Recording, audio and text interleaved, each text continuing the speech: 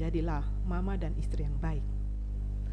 Untuk Narumi yang bungsu, sesaat lagi Anda akan menyaksikan Ku Podcast yang didukung oleh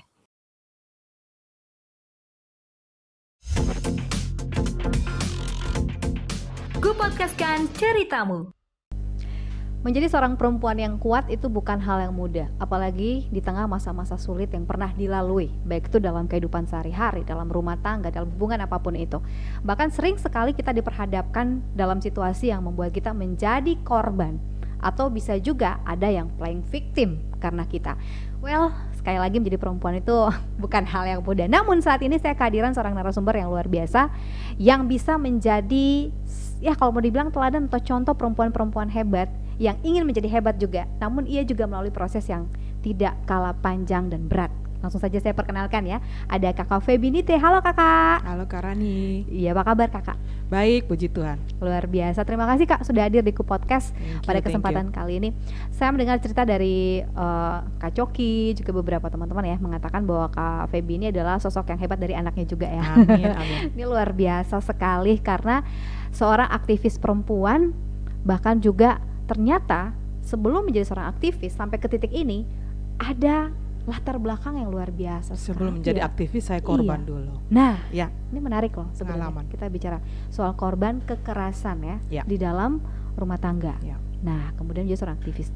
Saya sangat ingin tahu karena saya yakin di luar sana banyak perempuan-perempuan yang mengalami namun silent, diam, gak berani untuk speak up. So, ini kesempatan yang bagus sekali buat kita. Ayo mulai berani speak up seperti Kak Febi nih. Kak Febi boleh cerita tidak bagaimana sampai kejadian itu bermula awalnya dan kemudian sampai menjadikan Kak Febi seorang yang independent women yang amazing. Saya orang tua tunggal sudah 14 tahun sejak 98. Wow. 99 berpisah, tetapi resminya itu 99. Jadi ya praktis 14 tahun lah sampai tahun ini. Jadi awal mulanya itu memang saya menikah baik-baik, menikah secara sah 16 tahun, malah lebih cukup panjang ya untuk waktu 16 tahun. Tapi kemudian letak kesalahan itu pada saat awal mula menikah. Orang Kupang bilang saya nakal sedu gitu. Jadi, umur 16 tahun saya sudah menikah. Bukan 16 tahun? Bukan cuma sekedar menikah, tapi sudah punya momongan. Jadi menikah MBA, married by accident. Ya. Dan itu letak kesalahan awal yang saya rasa ini perlu kita edukasi kepada perempuan-perempuan NTT khususnya. Dan ya pada umumnya perempuan-perempuan di luar sana yang merasa sok dewasa ketika berumur sekitar belasan tahun dan kemudian terjadi kesalahan itu memaksa untuk masuk ke dalam jenjang pernikahan. Karena menurut saya secara intelektual, secara emosional itu kematangan tingkat emosional kita belum matang masih sangat labil. Jadi ketika dipaksa untuk masuk ke dalam rumah tangga maka yang ada adalah kacau. Dua-duanya sama-sama masih muda? Suami waktu itu 24 tahun. Jadi boleh dibilang masih sama-sama muda. Memang beda umur cukup jauh, tapi tetap tidak ada keseimbangan karena memang 16 tahun apanya yang dewasa ya, sok dewasa namanya. Jadi kalau memang mau disalahkan sebenarnya saya menyalahkan diri sendiri gitu. Tapi dari situlah saya berproses untuk menjadi dewasa dan matang sampai saat ini. Sampai untuk saya yang sekarang melalui proses yang cukup berat. Dan itulah yang membuat saya ingin menjadi aktivis perempuan untuk keluar dan menceritakan, membagi cerita, memberi motivasi kepada perempuan-perempuan di luar sana bahwa ini loh Febinite. Jangan membuat cerita yang sama seperti saya. Nah, Kak Febi mungkin karena usia yang berbeda cukup jauh ini ya. 8 tahun. 8 tahun ini ya. Apakah ini yang menyebabkan terjadilah perbedaan persepsi, pandangan yang kemudian menimbulkan api-api kekerasan begitulah pemiculah dalam rumah tangga gitu ya, Kak? Sebenarnya justru bagus sebenarnya kalau selisih umur ya. Di awal saya merasa orangnya tenang, baik, bahkan ngemong kalau saya bilang. Iya ya, bisa kan gitu ya, yang lebih tua tuh bisa ngomong. Seiring berjalannya waktu kemudian ada perbedaan pola pikir, pola hidup yang seharusnya itu tidak menjadi alasan, tapi karena itu kematangan emosionalnya masih sangat minim, maka kita tidak mampu untuk mengontrol emosi masing-masing. Kira-kira seperti itu. Baik-baik. Dan itu awal mulai makin salah satu pemicu. Iya. Gitu. Salah satu pemicunya adalah itu. Dan yang apakah itu disimpan lama kemudian 16 tahun Kak. Bukan waktu yang singkat. Artinya begini, saya sebagai perempuan kan wajib hukumnya ya, untuk saya ya, saya rasa seorang perempuan ketika dia masuk ke jenjang pernikahan, dia akan berpikir untuk mempertahankan pernikahannya, perkawinannya, rumah tangga, apalagi ada anak-anak di situ. Betul. Tapi ketika sampai di titik di mana bukan menyerah ya, tapi saya harus mengambil keputusan terbesar dalam hidup untuk merubah semuanya, memulai lagi bukan dari nol tapi dari minus. Dan itu keputusan yang sangat amat berat, banyak konsekuensi yang saya tanggung sampai saat ini. Paling berat Kak Feby mengalami, artinya masalah yang paling berat begitu sampai Kak Feby, artinya gini, adakah kekerasan fisik yang terjadi atau mungkin lebih ke mana nih, kekerasan verbal atau yang menurut Kak Feby paling berat sampai akhirnya pernah punya pikiran untuk mengakhiri hidup? Saya pernah bunuh diri. Saya pernah bunuh diri. Mencoba bunuh diri atau sudah bunuh diri pure, bukan mencoba, pernah bunuh diri. Saya pernah dipenjara bahkan dari kasus yang membuat saya harus mengambil keputusan untuk berpisah. Jadi titik klimaksnya di situ, gitu. Jadi ada batasan yang harus saya pakai, gitu kan. Nah ini juga mungkin edukasi juga kepada perempuan. Ada titik di mana kita harus stop di sini. Kita tidak bisa lagi untuk tolerir situasi seperti apa. Kita harus mengambil tindakan yang lain, gitu kan, untuk mencoba bertahan. Itu pasti. Bahkan sampai saat ini pun gereja pasti tidak mengakui untuk perceraian hidup kan. Gitu. Tapi kalau saya berpikir, kalau saya memilih untuk setia dalam rumah tangga terus saya mati karena KDRT, itu maut memisahkan. Tapi saya merasa saya terlalu bodoh untuk itu. Gitu. Betul. Jadi 16 tahun saya rasa cukup lah. Panjang waktunya. Terlepas dari agama ya, terlepas dari agama ya, kita bicara ini lebih kepada bagaimana kita memperjuangkan hidup kita nih untuk bisa terlepas juga dari belenggu yang seperti itu. Ini kan beban ya. Tidak ada seorang pun yang mau untuk siapa sih yang mau? Betul. Saya setuju sama Kak Feby ya terkait dengan hal itu. Apalagi dihadapkan dengan anak-anak. Nah, apalagi punya anak nih, maunya kan biar anak-anak juga ke depannya hidupnya juga baik-baik saja. Siapa sih yang mau? Ideal. Betul Kak. Nah Kak, proses yang Kak lewati dari sekian hal yang Kak ceritakan, kasus demi kasus sampai ingin mencoba bunuh diri, berapa kali Kak? 2 kali. 2 kali. Yes. Kak boleh sampaikan nggak ke kita? Mungkin triggernya apa begitu ya sampai Kak sampai memutuskan untuk bunuh diri? Itu kasusnya yang sampai kayak gimana sih Kak? Maksudnya dipukul sampai babak belur atau? Kalau saya tidak pernah sekalipun mengalami kekerasan secara fisik. Bukan dipukul? Secara psikis. Itu kayak gimana Kak? Suami saya tidak pernah naik tangan kan saya, tidak pernah. Bahasa kasar ada, tapi caci maki tidak, sama sekali tidak. Lalu? Tapi kemudian secara psikis ada keputusan-keputusan yang dia buat yang merugikan saya, gitu. Bukan merugikan, bahkan merusak saya gitu, secara perlahan, gitu. Yang tidak bisa saya sebutkan di sini, tapi secara perlahan saya menjadi berbeda gitu. Keputusan yang buat dia baik, tapi buat kita belum tentu baik kan? Yang tidak adil menurut saya waktu itu. Jadi kemudian sampai ke titik ketika saya masuk penjara, saat itulah saya mengambil keputusan untuk saya berhenti di sini. Saya harus mengambil keputusan untuk berpisah karena istilah katanya ada tapi tidak ada gitu ya. Suami ada tapi saya tidak. Saya paham itu. Saya tidak merasakan itu, kehadirannya gitu. Jadi kayak kita berjuang sendiri dari awal sampai akhir gitu, ngapain ya ada ya. Aduh. Jadi lebih baik berpisah supaya kita berteman baik-baik daripada kita dalam satu rumah tangga tetapi tidak berasa gitu. Tapi kalau kita bicara soal kekerasan ya, baik itu hanya secara psikis maupun fisik, saya rasa beratnya, kayaknya sama ya. Bisa jadi di antara salah satu ada yang merasa ini lebih berat. Ada juga mungkin yang salah satu merasa ini lebih berat. Tapi kalau menurut saya sama-sama berat gitu untuk dihadapi oleh seorang perempuan, ya kan? Nah kalau bicara sampai tadi Kak Feby sempat masuk penjara, itu saya sempat masuk itu penjara. Kesalahan dari Kak Feby, kejahatan apa yang dilakukan gitu saya sampai bilang dilaporkan? Itu kesalahan bersama. Karena ketika kesalahan itu terjadi, saya ikut andil di dalamnya. Saya tidak mau menyalahkan salah satu pihak. Bila perlu, saya mengakui bahwa saya yang melakukan kesalahan itu. Artinya saya membiarkan kesalahan ini terjadi. Pidana? Ya, pidana murni. Pidana murni. Saya 10 bulan. 10 bulan ya Kak. Tapi saya menganggap, saya justru merasa itu sekolah terbaik dalam hidup saya. Di situ saya sampai ke titik nol dalam hidup, dan saya mulai mengatur dari awal mula perjalanan hidup saya menjadi baik dan benar di hadapan Tuhan. Di situ justru saya punya waktu untuk bisa berbicara dengan diri sendiri, berbicara dengan Tuhan. Kak Feby, 16 tahun itu bukan waktu yang mudah untuk bisa memulihkan psikologis kita loh Kak. sangat, Jujur loh, ini benar. saya ngomong ya sama Kak Feby. Nah, apakah di penjara itu adalah titik klimaks Kak untuk mengambil keputusan terberat begitu? Itu keputusan berat loh Kak. Di dalam penjara. Untuk berpisah dan memulai dari minus. Bulan ke-3 atau ke-4. Saya masuk bulan ke-4. 3 bulan pertama itu saya masih blank karena shock. Jadi belum bisa berinteraksi dengan teman-teman di dalam, masih merasa ngambang, bingung, blank lah gitu. Ini apa, di mana, kenapa? Banyak pertanyaan yang tidak bisa terjawab.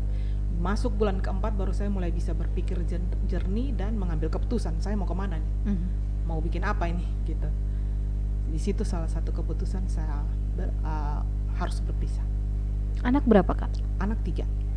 Dan ketika Kak Feby melatih proses itu, mereka melihat?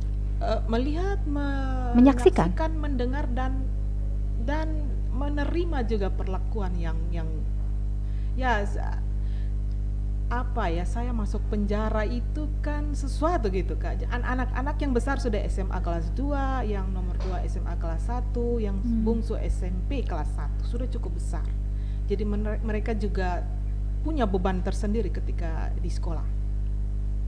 Tapi justru saya hari ini saya boleh berbangga bahwa justru dengan kejadian itu anak-anak saya menjadi anak-anak yang tegar, anak-anak yang survive, anak-anak yang mampu mengambil keputusan sendiri. Tapi memang miris juga karena saya merasa menjadi orang tua yang gagal ketika anak-anak harusnya di masa itu mereka senang-senang, bebas, tapi mereka justru diperhadapkan dengan tekanan batin yang luar biasa. Karena di dalam rumah kan, melihat kondisi orang tua dan menyaksikan, merasakan semuanya. Baik. Ada faktor orang ketiga juga dalam persoalan? Tidak, sama sekali tidak. Tidak ya? Waktu itu murni pekerjaan, murni perbedaan prinsip. Baik.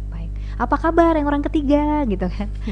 Waduh, berat juga ya kalau yang kayak gitu juga. Tidak selamanya KDRT itu karena orang ketiga. Iya, tidak selamanya ya. Makanya itu dia. Jadi seperti katanya Kak Feby, secara psikis gitu kan, secara fisik dan verbal itu juga kekerasan loh. Kalau itu melukai kita yang sebagai perempuan begitu, apalagi ibaratnya membunuh karakter, ya kan? Itu membunuh karakter juga. Bukan bermaksud mau menyalahkan, tapi saya justru ingin kita mengoreksi lagi kebiasaan atau budaya kita ketika kembali lagi ke cerita tadi bahwa saya menikah umur 16 tahun karena kecelakaan. Nah, budaya kita mengharuskan untuk anak segera menikah ketika kecelakaan. Itu juga seharusnya dikoreksi, bahwa ketika anak sudah melakukan kesalahan, jangan lagi diberikan kesalahan yang baru yang akan mereka bawa pikul ke dalam rumah tangga mereka gitu kan. Seharusnya anak-anak dipersiapkan dulu, ketika sudah siap baru dibawa ke jenjang pernikahan. Iya. Jadi itu yang fokus saya ke situ intinya. Masih terlalu sangat muda untuk menikah. Maka dari situlah kesalahan-kesalahan yang lain mulai muncul. Dan kemudian kita menyalahkan faktor-faktor lain. Jadi sebenarnya dia melebar kemana-mana, padahal intinya kita melupakan gitu.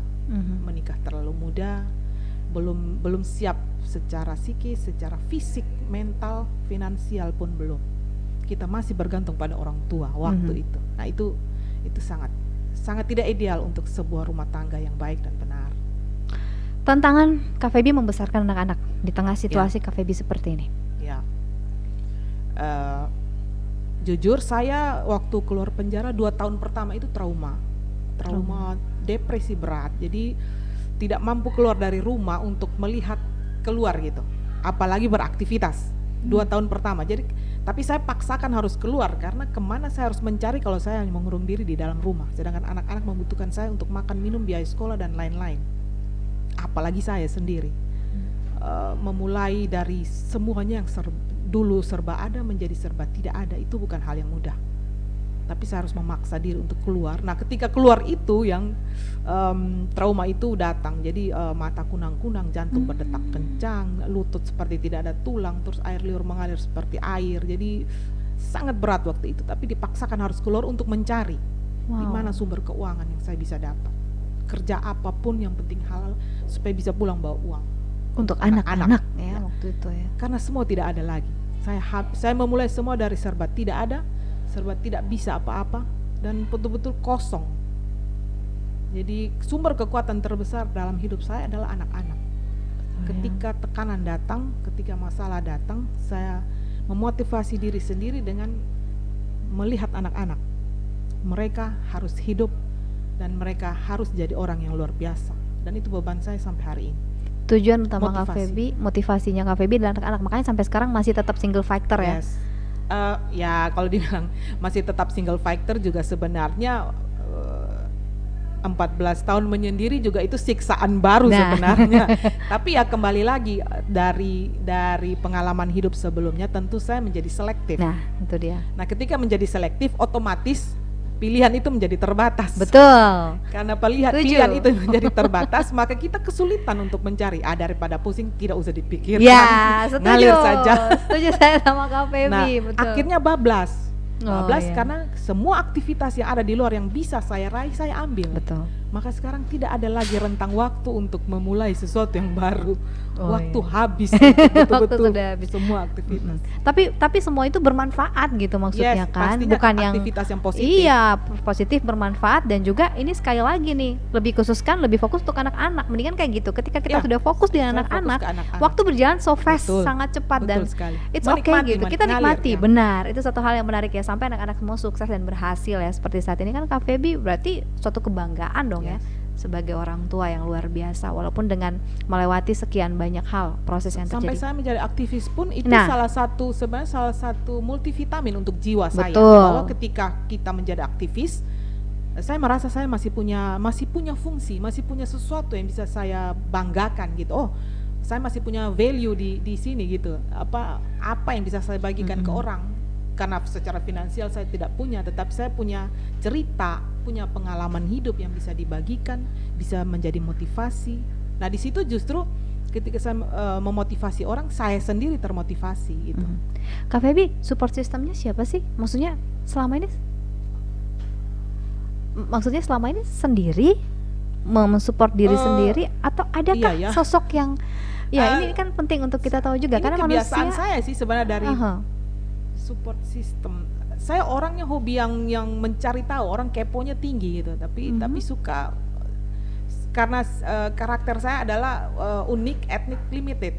Jadi saya suka melakukan segala sesuatu yang tidak kebanyakan orang lakukan gitu. Termasuk cara saya mendidik anak-anak itu juga berbeda dengan kebanyakan orang lain. Jadi kadang-kadang anak-anak juga ketika bertemu dengan teman-temannya ada perbedaan cara mendidik juga di situ. Jadi saya tipe orang karakter seperti itu. Jadi ya mungkin juga karena pengalaman hidup, kemudian saya ditempa dengan luar biasa oleh masalah-masalah hidup. Ya dari situlah saya belajar untuk survive, menjadi orang tua yang bijak. Pokoknya suka belajar banyak hal. Suka belajar. Berarti sendirian waktu itu ya, tapi kan pasti ada proses healing begitu ya, trauma healing yang dialami oleh Kak Feby itu seperti apa, dan siapa saja yang membantu untuk bisa healing dengan traumanya? Ya, ketika kita di puncak biasanya orang menyanjung, tapi ketika kita jatuh di bawah biasanya orang berbalik dan pura-pura lupa, tidak kenal. Itu saya alami. Dan ketika ini terjadi, titik balik saya ada di penjara waktu itu. Jadi sempat 3 bulan pertama itu justru saya menyalahkan Tuhan, karena saya merasa hidup baik-baik, hidup dalam Tuhan, menjadi ibu yang baik, istri yang baik, tapi kemudian dikasih cobaan yang luar binasa dan sempat tidak percaya bahwa Tuhan itu ada. Jadi titik baliknya di situ. Ketika bulan keempat, ada seorang hamba Tuhan yang kebetulan keluarga juga. Dia datang menitipkan buku. Buku itu judulnya adalah Masalah Adalah Berkat. Memang ketika saya terima pertama kali, karena di saat itu saya belum sama sekali tergerak hatinya untuk apalagi membaca gitu ya, boro-boro baca. Ketika saya melihat tulisan satu kata itu hurufnya langsung kayak terbang-terbang gitu, susah untuk mengeja, apalagi membaca dan menyerap. Saya hanya membaca judulnya, Masalah Adalah Berkat. Di dalam hati saya pikir masalah adalah berkat, sangat tidak nyambung gitu kan. Tapi kemudian 1 minggu kemudian saya iseng buka bukunya dan saya mulai membaca. Dan disitulah hati saya mulai tergerak ketika membaca kalimat demi kalimat. Saya melihat ada suara Tuhan di situ. Dan awal mulanya dari situ saya mulai mengartikan masalah adalah berkat dalam kehidupan saya. Hari demi hari saya rajut sampai hari ini. Memang butuh perjuangan, jatuh bangun, guling-guling juga. Tapi untuk mengartikan masalah adalah berkat, hari ini saya sudah mampu untuk berbicara dengan tegas bahwa ketika kita bisa melihat masalah adalah berkat, maka Tuhan yang akan mengatur kehidupan kita. Jadi saya betul-betul mengalami Tuhan dalam kehidupan saya, baru saya bisa bangkit. Jadi memang itu saya pikir oke lah untuk bisa mengalami Tuhan saya harus dalam penjara. Dan di situ justru titik lima saya bersyukur, mengucap syukur untuk semua yang terjadi. Betul ya. Tidak lagi menyalahkan. Mengikhlaskan. Tidak lagi menyalahkan. Justru itu memang sudah jalannya harus seperti itu. Sudah harus seperti itu. Baru karena dulu memang saya juga anak yang keras kepala. Terbukti karena 16 tahun saya paksa untuk menikah. Artinya bisa kebayang keras kepalanya saya seperti apa. Jadi memang saya harus dibentuk dengan masalah yang sangat besar untuk menghilangkan keras kepala itu. Ngototnya luar biasa. Tapi positifnya dari karakter saya itu adalah saya menjadi survivor yang betul-betul tangguh. Gitu. Baik. Artinya itu kalau dari sisi secara pengalaman pribadi dengan Tuhan yang dialami ya. Kalau Kak Feby, peran anak-anak mendukung trauma healing Kak Feby. Kembali lagi saya bilang harta terbesar saya, kekuatan terbesar saya dalam hidup saya adalah ketiga anak saya. Ketika saya melihat mereka, dalam hati apapun akan saya lakukan untuk mereka. Bahkan nyawa sekalipun taruhannya akan saya lakukan. Dan saya akan marah besar ketika anak saya disakiti oleh siapapun. Bahkan saya sendiri ketika menyakiti mereka, saya sendiri menjadi sakit. Jadi itulah, jadi kembali memfokuskan diri bahwa mereka adalah segalanya untuk Kak Feby. Makanya Kak Feby jadi makin kuat untuk menghadapi dan mau berubah. Satu hal yang menarik Kak Feby, ketika Kak Feby bangkit tidak tanggung-tanggung ya. Bangkitnya itu langsung luar biasa dan diberkatinya juga luar biasa begitu sampai akhirnya menjadi seorang owner ENT Handicraft. Nah, itu bagaimana sampai proses itu bisa pekerjaan saya saat ini juga awal mulanya adalah terapi untuk mengalihkan trauma masa lalu. Oh, Kak Feby juga terapis? Saya sekarang terapis, berawal dari pengalaman juga, berangkat dari pengalaman hidup juga. Saya menemukan terapi ini. Kebetulan saya hobi merajut. Nah, dalam keadaan minus, saya tidak punya keuangan yang cukup untuk berobat karena saya depresi berat, tiba-tiba menangis, tiba-tiba tertawa sendiri, dan tiba-tiba kosong. Ketika tidak bisa berinteraksi dengan orang, itu trauma yang cukup berat. Saya menemukan terapinya di merajut. Nah, ketika merajut kita konsentrasi, kita fokus, kita berhitung, kita menghafal, kemudian padu padan warna, mendesain sebuah produk, maka habis waktu kita untuk fokus kepada produk. Tidak punya waktu lagi untuk mengingat masa lalu. Jadi yang dulunya tiba-tiba ketawa sendiri, menangis sendiri, mata kosong gitu, itu hilang. Dan ketika produk itu jadi, ada kebanggaan, ada kepuasan batin ketika produk ini menjadi satu produk yang sangat luar biasa bagus dan apalagi diapresiasi oleh konsumen. Maka itulah awal mula pekerjaan saya, dari terapi menjadi pekerjaan utama sampai saat ini. Dan perjuangannya juga berat juga. 2 tahun pertama saya ditolak oleh konsumen karena produk saya adalah rajutan. Ketika orang bertanya, ibu produknya apa? Oh, saya rajutan. Dalam benak orang pasti berpikir oh rajutan, produk yang kolot, produk yang nenek-nenek, dibuat oleh nenek-nenek, mama-mama di kampung, jelek, paling juga taplak meja, sarung bantal. Jadi 2 tahun pertama saya nyaris ditolak. Tapi itu juga kembali menjadi motivasi. Saya akan tunjukkan bahwa produk saya bukan produk yang kolot saja. Saya tetap memposisikan rajutan sebagai produk klasik yang bukan kolot ya, produk klasik yang justru sulit didapatkan saat ini. Tapi tentu saya juga berinovasi, mengkombinasikannya dengan tenun NTT, dan mimpi saya adalah produk saya go internasional. Itu kenapa disebut ENT Handicraft. ENT itu singkatan dari East Nusa Tenggara. Oh, NTT English. Iya, dengan Nusa mimpi Tenggara. bahwa produk saya akan go internasional. Orang akan tahu NTT dari produk saya. Wow, keren. Salah satunya.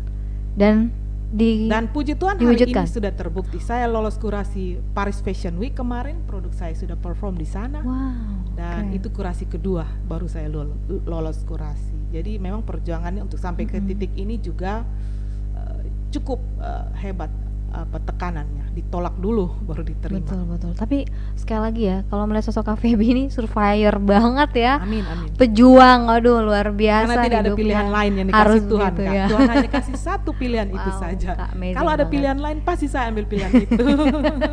Sangat tidak enak. Tapi keren. Maksudnya, aduh Kak, orang sekarang melihat Kak Feby yang sekarang nih, wah ya, kamu benar. Kamu hebat ya, kamu gini-gini. Tapi mereka tidak never terlalu know tahu gitu yang kan. backgroundnya. Tidak tahu bahwa untuk menjadi seperti saya ini nggak mudah gitu ya. Jadi aku sebentar saja katanya Judika, tapi itu nggak gampang ya untuk jadi seorang Kak Feby. Itu sampai sekarang masih terus berjalan usahanya, Kak? Puji Tuhan, ini pekerjaan utama. Pekerjaan utama ya, Kak? Jadi sekarang saya lebih kepada pemberdayaan perempuan dan remaja putri di kampung pelosok. Ya, salah satu mimpinya itu pengen merubah mindset perempuan-perempuan kampung untuk tidak lagi merasa rendah diri, merasa kita perempuan tidak bisa apa-apa, harus menikah, harus di bawah ketiak laki-laki. Saya justru merubah, bukan untuk membuat perempuan menjadi tangguh di atas lebih dari laki-laki, tidak, tetapi justru membantu perempuan menjadi teman sejajar dengan suami, dengan laki-laki dalam rumah tangga untuk membantu perekonomian keluarga. Yang kedua, supaya perempuan itu tidak keluar dari rumah ke kota, apalagi ke luar negeri untuk mencari nafkah, meninggalkan suami dan anak-anak hanya demi rupiah. Betul.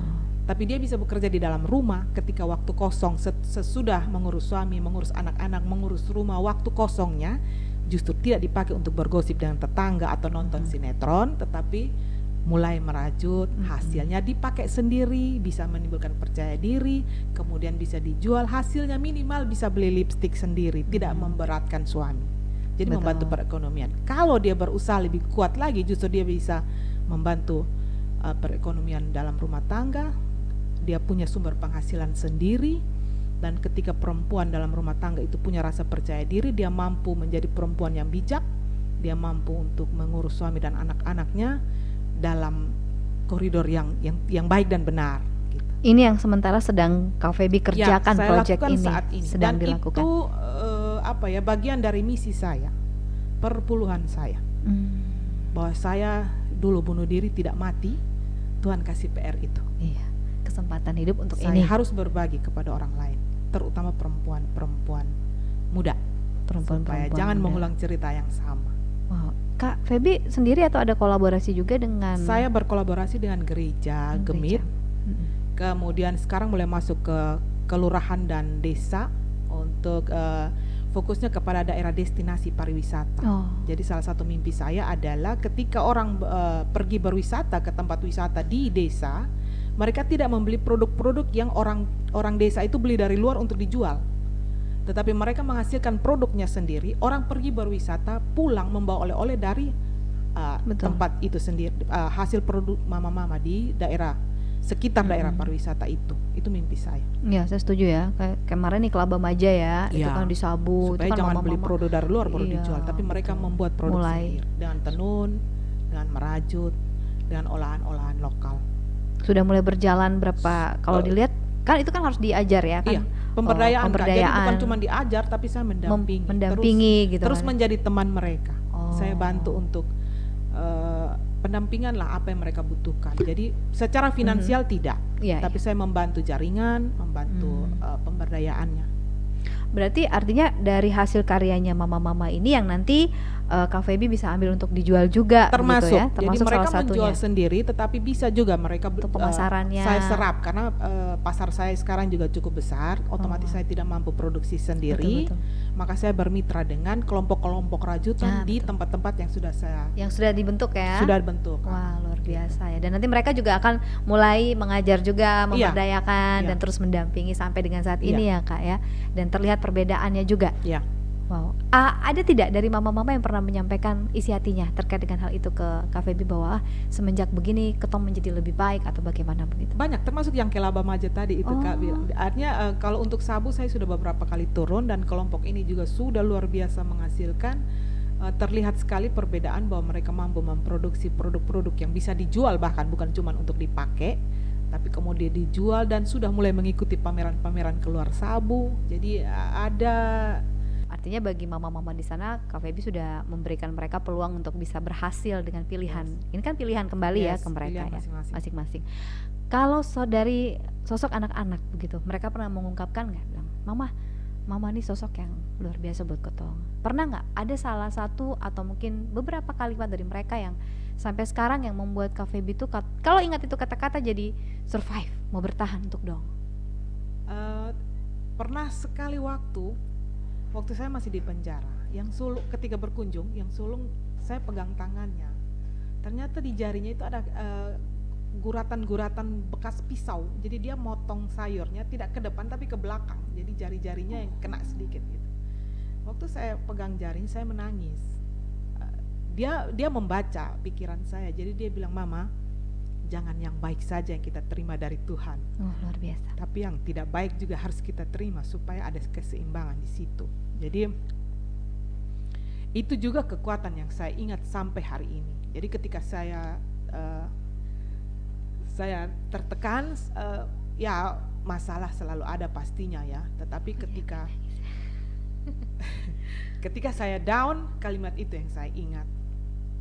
Banyak hal mujizat-mujizat yang Tuhan beri buat saya dan itu saya alami di tiga orang anak. Wow, luar biasa. Itu dari anak sulung ya? Yang sulung. Yang laki-laki pernah sekali waktu saya lupa masalahnya apa. Tapi ketika saya dan yang laki-laki ini sama-sama dengan motor, dia bawa motor, saya di belakang. Sampai di bundaran El Tari, karena saya tidak kuat, saya peluk dia dengan kuat, saya teriak besar-besar, Tuhan,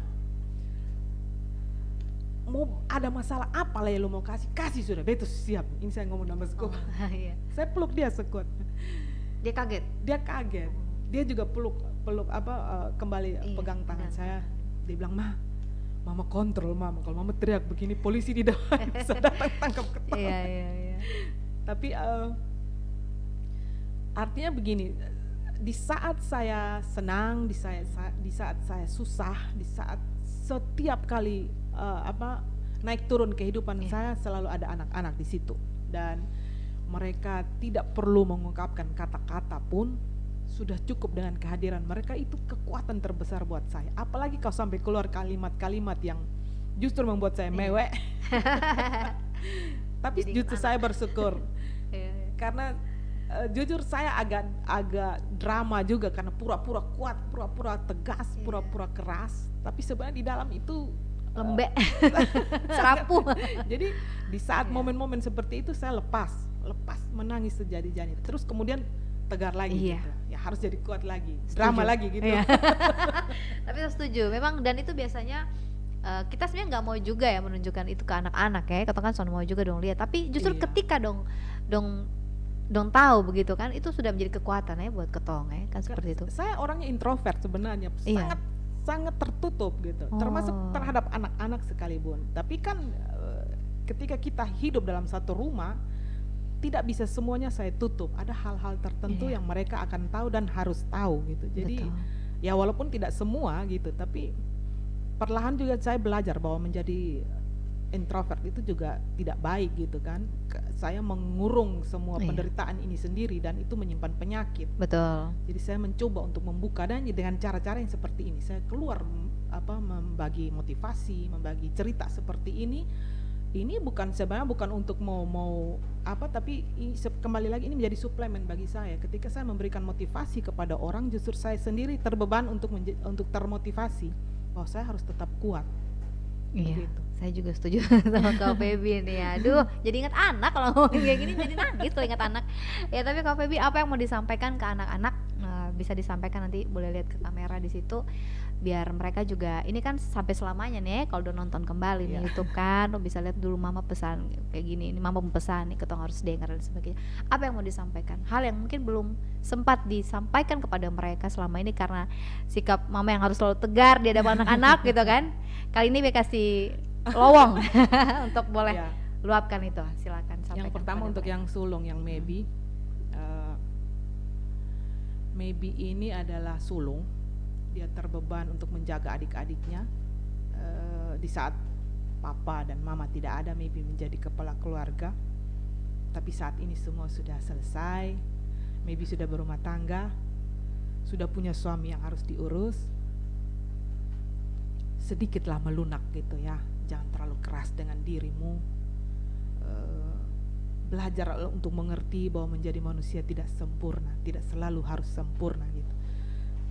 Ngalir saja, dan bahkan mungkin kadang-kadang mungkin bisa melakukan kesalahan-kesalahan kecil untuk supaya bisa menjadi manusia yang biasa-biasa saja. Tidak perlu harus menjadi sempurna. Tapi walaupun begitu, prestasi demi prestasi sudah maybe tunjukkan kepada mama, kepada papa, kepada keluarga, kepada banyak orang, bahwa kegagalan justru bisa buat kita menjadi maju, menjadi lebih baik dan lebih benar. So, dengan rumah tangga yang baru, jadilah mama dan istri yang baik. Belajar dari kesalahan mama supaya jangan mengulang kesalahan yang sama, tapi melakukan kebaikan demi kebaikan dan bermanfaat bagi banyak orang. Untuk yang nomor 2, Niki, laki-laki sendiri, mama minta maaf karena tidak bisa mewujudkan mimpi Niki sebagai laki-laki yang sejati. Niki harus berjuang sendiri, tidak bisa lagi menjanjikan hal-hal yang baik, yang muluk, karena itu sudah tidak ada lagi. Tapi yakinlah bahwa Niki berdiri dengan kaki sendiri saat ini. Niki seorang laki-laki yang luar biasa karena memulai mimpi ini dari nol, tidak melanjutkan dari papa dan mama. Itu kebanggaan dan tidak semua laki-laki punya. Untuk Narumi yang bungsu, Narumi yang centil, yang kepo, karena memang bungsu harusnya disayang, disanjung. Tapi sampai saat ini pun masih seperti itu. Jadi jadilah dirimu sendiri, belajar dari kesalahan papa dan mama, jaga rumah tanggamu baik-baik, terutama anak-anak. Jadi untuk bertiga nanti ke depan, jaga dan pelihara rumah tanggamu baik-baik. Mama berjuang sampai titik hari ini, kalian harus masuk dalam rumah tangga yang betul-betul baik dan benar. Dan itu sudah mama lakukan, tinggal sekarang PR kalian masing-masing, bertanggung jawab terhadap rumah tangga kalian masing-masing. Harus ada Tuhan di situ. Kalaupun ada kesalahan masing-masing, itu biasa, itu manusiawi.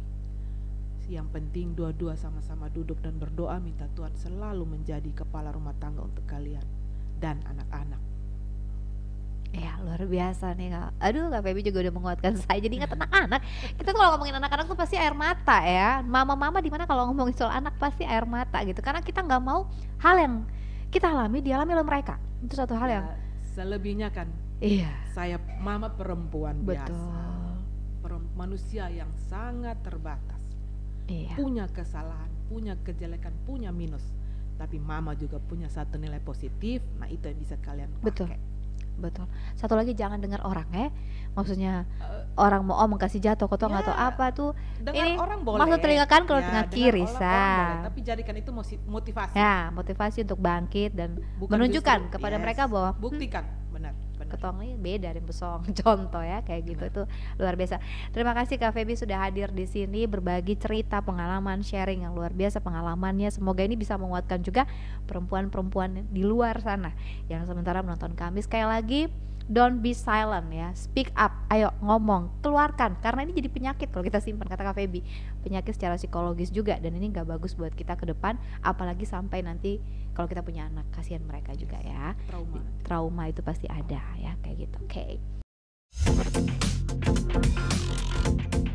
Ku podcastkan ceritamu.